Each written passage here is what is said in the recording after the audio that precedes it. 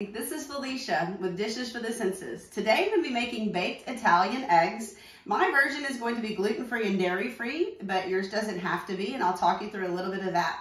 All right, I just have a sheet pan. I have 2 of the larger ramekins. I have sprayed them with an olive oil cooking spray, and if you're striving to be gluten-free, check the packaging on that one. And then you start by putting, this is an 8-ounce can of tomato sauce, and check the packaging for gluten-free if you need to be.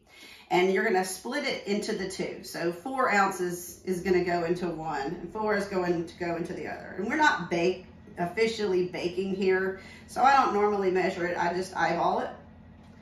Okay, and then I have to use dairy-free milk, so I'm using an unsweetened almond milk. It's 1/4 cup, which means 1/8 of a cup is going to go into each one.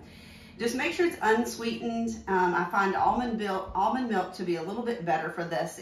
The coconut milk and other things like that it just adds weird taste to this. And so a more benign kind of tasting. So that goes in 1/4 cup, 1/8 of a cup into each one.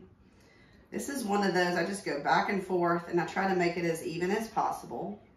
Okay. All right, and then because I am not the most wonderful at keeping shells out, I go ahead and I crack 2 eggs in, and you don't beat them, you just crack them in, but that way you can check to make sure there's no shells. And then you drop there's 2 in each, 2 for each serving. Same with this one going in. I do try to drop them in carefully because it starts to get full as you get all the ingredients in and it can splash. All right, now my cheese is a 4-cheese blend that is dairy-free, and it's got like things like the Parmesan and the mozzarella kind of flavor to it. And if you wanted to use mozzarella shredded and then grated Parmesan, that would be great too. So I'm just going in half of it into one, half it into the other. I do not use the same cheese every time. If I didn't have to be dairy-free, another really good cheese for this is Gruyere. That adds a beautiful nutty flavor to it. All right, now another addition that you can make is just a drizzle of pesto. And you have to check the jarred kind or make your own to make sure that it is gluten-free.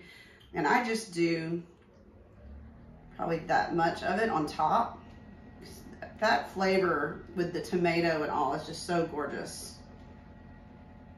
And then you're just left with, I like dried basil or Italian seasoning. Either one is great. Don't use the same one every time. Dried basil, a little bit of garlic powder. Doesn't have to, it can be garlic salt too. I just try to really cut down on that. Ground black pepper, a little bit of salt, and I like to be really careful with salt, so just a little bit of salt. Okay, and then the very next thing you're going to do, the oven is preheated to 425, and so we're at this stage right now. This is going to go in for 10 minutes, and then you see here we've got gluten-free bread with dairy-free cheese on it. I use the same cheese and the same seasoning with the dried basil. So this is going to be in the oven for 10 minutes. And then I'm going to come back and I'm going to take it out and I'm going to put those 4 pieces of bread for 10 more minutes. But watch it carefully and make sure the bread doesn't burn. Keep it on the same. It might wind up being like 8. So just kind of watch your bread. And then bring it out and it needs to cool for maybe 3 to 5 minutes. And then carefully put them onto the plate. I have fresh basil that I'm going to tear on the bread and into the baked Italian eggs when we're finished. All right, bye guys.